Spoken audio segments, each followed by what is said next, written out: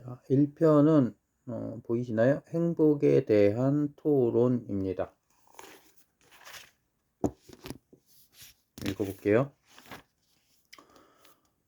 삶의 목표는 행복에 있습니다. 그것은 분명한 사실입니다. 종교를 믿든 안 믿든 또는 어떤 종교를 믿든 우리 모두는 삶에서 더 나은 것을 추구하고 있습니다. 따라서 나는 삶의 모든 행위가 행복을 향하고 있다고 믿습니다. 미국 애리조나주에 모인 구름대 같은 청중 앞에서 달라이 라마는 이와 같은 말로 자신이 전하려는 메시지에 다가갔다. 하지만 삶의 목표가 행복에 있다는 그의 주장을 들으면서 나는 한 가지 의문이 생겼다. 나중에 그와 단둘이 이야기할 기회를 가졌을 때 내가 물었다. 당신은 행복하십니까? 그러자 달라이 라마는 망설임 없이 대답했다. 물론입니다. 그는 잠시 말을 멈췄다가 분명한 어조로 덧붙였다. 그렇습니다. 난 행복합니다. 그의 목소리에는 의심할 수 없는 평화로움과 진실이 담겨 있었다. 그의 표정과 눈빛에서도 진실함을 읽을 수 있었다. 내가 다시 물었다. 하지만 우리 모두가 행복을 발견할 수 있을까요? 정말로 누구나 행복해지는 것이 가능할까요? 그가 대답했다. 그렇습니다. 누구나 마음의 수행을 통해 행복을 발견할 수가 있습니다. 물론 행복이 노력을 통해 얻을 수 있다는 생각엔 나도 동의할 수밖에 없었다. 하지만 나는 정신과 의사로서 프로이드의 이론에 영향을 받은 까닭에 그런 생각을 쉽게 받아들이긴 어려웠다. 프로이드는 신은 인간을 창조하면서 인간을 행복하게 만들려는 의도는 없었던 듯하다 라고 못 박았다. 나와 같이 수많은 정신과 의사들은 줄곧 그런 교육을 받아왔기 때문에 결국 인간이 기대할 수 있는 것은 고작해야 마음의 고통을 평범한 불행으로 바꾸는 일이라는 잔인한 결론에 이르게 되었다. 이러한 시각에서 볼 때 행복을 발견하는 분명한 길이 있다는 달라이 라마의 주장은 너무도 성급한 말처럼 들렸다. 여러 해 동안 정신의학을 공부하면서 나는 치료의 목적이 환자의 삶을 행복하게 하는 데 있다는 말을 거의 들어보지 못했다. 환자의 우울증이나 불안감을 줄여주고 심리적인 갈등과 인간관계의 문제를 해결하기 위한 방법들을 놓고 수많은 이야기들이 오가긴 했지만 환자의 행복을 분명한 목표로 언급하는 경우는 없었다. 서양에서는 그동안 진정한 행복에 이른다는 것이 무슨 의미인지 잘 이해하지 못했다. 사실 행복, 해피이라는 단어조차도 운이나 기회를 뜻하는 아이슬란드의 HAPP예요. 이라는 단어에서 온 것이다. 우리는 대부분 이처럼 행복이 수수께끼 같은 성격을 지니고 있다고 여긴다. 삶에서 즐거운 시간을 보낼 때면 우울함을 벗어던진 상태가 곧 행복인 것처럼 느껴지기도 한다. 나 또한 서양인이기 때문에 행복이 단순히 마음의 수행을 한다고 해서 얻어질 수 있을 것처럼은 생각되지 않았다. 내가 그렇게 반론을 펴자 달라이 라마는 곧바로 말했다. 마음의 수행을 이야기할 때 내가 말하는 마음은 단지 사람의 생각하는 능력, 다시 말해 머릿속의 지성만을 뜻하는 것이 아닙니다. 오히려 나는 이 단어를 티베터인 샘의 의미로 쓰고 있습니다. 샘이라는 단어는 훨씬 더 넓은 의미를 가지고 있으며 오히려 정신이나 영혼에 더 가깝습니다. 또한 지성, 느낌, 생각을 모두 포함하고 있습니다. 우리는 수행을 통해 삶의 자세와 시각, 그리고 삶을 살아나가는 방식을 바꿀 수가 있습니다. 마음의 수행에는 물론 많은 내용과 여러 가지 방법이 있습니다. 하지만 기본적으로 마음의 수행은 우리에게 행복을 가져다 주는 것과 고통을 가져다 주는 것들을 구별하는 일로부터 시작됩니다. 마음의 수행을 통해 사람들은 차츰 고통을 가져다 주는 것들을 버리고 행복을 가져다 주는 것들을 키우기 시작합니다. 이것이 행복에 이르는 길입니다. 달라이 라마는 자신이 어느 정도 개인적인 행복을 발견했다고 말한다. 실제로 그가 아리조나에 일주일 동안 머물고 있을 때 나는 그가 주위 사람들에게 자신의 행복을 드러내는 것을 종종 볼 수가 있었다.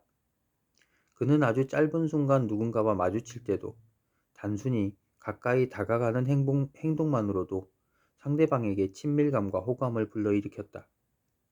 어느 날 아침 달라이라마는 강연을 마친 뒤 자신이 묵고 있는 호텔 방으로 돌아가기 위해 복도를 따라 걷고 있었다. 물론 수행원들이 그를 에워싸고 있었다.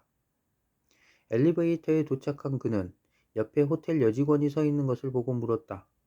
어느 나라에서 오셨습니까? 그녀는 오렌지색 승복을 입은 낯선 남자를 바라보며 처음엔 잠시 당황했었다. 수행원들이 그에게 다소곳이 경의를 표하고 있는 모습을 보면서 그녀는 어쩔 줄 몰라 했다. 이윽고 그녀는 입가에 미소를 띄우고 수줍게 대답했다. 멕시코에서 왔어요. 달라이라마는 잠시 그녀와 이야기를 나눈 뒤 흥분과 기쁨으로 얼굴이 상기된 그녀를 뒤로 하고 발걸음을 옮겼다. 다음 날 아침 그녀는 다른 호텔 여직원과 함께 같은 장소에 나타났다. 그리고 두 사람은 달라이라마가 엘리베이터 안으로 들어갈 때 다정한 미소를 지으며 인사를 했다. 비록 짧은 만남이었지만 두 여성은 행복한 얼굴로 자신의 일터로 돌아갔다.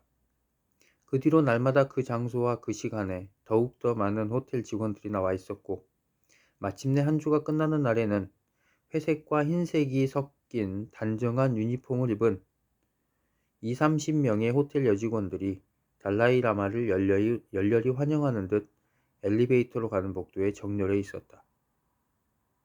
우리가 살아갈 날들이 정해져 있다.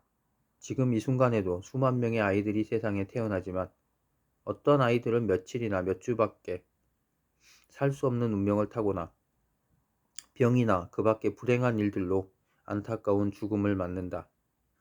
반면 어떤 아이들은 100년 이상까지 장수하는 운명을 타고나 승리, 좌절, 기쁨, 미움, 사랑 등 삶의 온갖 것들을 두루 맛본다. 우리는 자신이 어떤 삶을 살게 될지 결코 알 수 없다. 하지만 하루를 살든 100년을 살든 삶에 있어서 가장 중요한 질문은 언제나 이것이다. 우리는 무엇을 위해 사는가? 삶의 의미는 무엇인가? 우리가 존재하는 목적은 행복을 찾기 위한 것이다.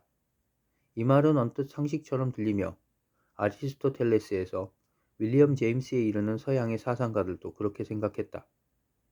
하지만 행복을 추구하는 삶이라는 것은 근본적으로 자기중심적이고 심지어 남들은 안중에도 없이 자기만을 생각하는 이기적인 삶이 아닐까? 대답은 반드시 그렇진 않다는 것이다. 수많은 연구를 통해 밝혀진 사실에 따르면 불행한 사람들이 훨씬 자기중심적이고 사회에서 종종 외톨이가 되며 나아가 비판적이고 적대적인 성격을 갖기 쉽다는 것이다. 이와 반대로 행복한 사람들은 대개가 더 친해지기 쉽고 마음이 넓으며 창조적이고 나아가 불행한 사람보다 일상생활에서 느끼는 좌절감을 더 쉽게 극복할 수 있다. 중요한 것은 행복한 사람이 불행한 사람보다 애정이 풍부하고 용서를 잘한다는 것이다. 심리학자들은 몇 가지 흥미로운 실험들을 통해서 행복한 사람들이 그렇지 않은 사람들보다 열린 마음을 갖고 타인에게 다가가 기꺼이 도와준다는 사실을 밝혀냈다. 예를 들면 이런 것이다. 연구자들은 먼저 실험 대상자가 공중전화 박스에서 뜻밖의 돈을 발견하게 만들어 행복한 마음을 갖게 했다. 그리고 낯선 사람으로 가장한 연구원이 길을 가다가 우연히 서류 다발을 떨어뜨렸을 때 그때 실험 대상자가 걸음을 멈추고 낯선 사람을 도와주는지 알아보려는 것이다. 또 다른 실험에서는 재미있는 노래를 들려주어 실험 대상자의 기분이 좋게 만든 다음 가난한 사람으로 하여금 그에게 다가가 돈을 빌려달라고 부탁하게 했다. 그 결과 연구자들은 마음이 행복한 실험 대상자들이 다른 실험 그룹보다 훨씬 쉽게 사람들을 도와주고 돈을 빌려준다는 사실을 발견했다. 실험 전에 기분이 좋아져 있지 않은 실험 그룹은 타인을 도와줄 기회가 똑같이 있었지만 행복한 사람보다 도와주는 경우가 적었다. 이런 실험들은 개인의 행복을 추구하는 사람은 이기주의와 자아도취에 빠지게 된다는 생각에 틀렸음을 보여준다. 우리도 스스로 실험해 볼 수 있다. 예를 들어 차가 밀려서 당신이 탄 차가 꼼짝 못하고 있다고 가정하자. 그런데 그렇게 20분이 흐른 뒤 마침내 당신 차가 천천히 움직이기 시작한다. 근데 다른 차가 당신 차 앞으로 끼어들려고 신호를 보내고 있다. 만일 당신이 기분 좋은 상태라면 기꺼이 속력을 낮추고 앞으로 들어오라고 그에게 손짓할 것이다. 하지만 당신이 몹시 기분이 불쾌한 상태라면 속력을 내어 앞차와의 간격을 좁혀버릴 것이다. 그리고 속으로 이렇게 말할 것이다. 이봐, 난 이곳에서 꼼짝 못하고 계속 기다렸다고. 당신도 그래야 되는 거 아니야? 삶의 목표가 행복을 추구하는 데 있다는 기본 전제로부터 우리는 이야기를 시작할 것이다. 그것은 행복을 삶의 진정한 목표로 보는 일이며 행복을 발견하기 위해 누구나 지금 이 순간부터 첫걸음을 내디딜 수 있다고 믿는 것이다. 그리고 우리는 무엇이 우리의 삶을 더 행복하게 하는가를 확인하면서 행복의 추구가 한 개인뿐 아니라 가족과 사회 전체에도 도움을 준다는 사실을 알게 될 것이다.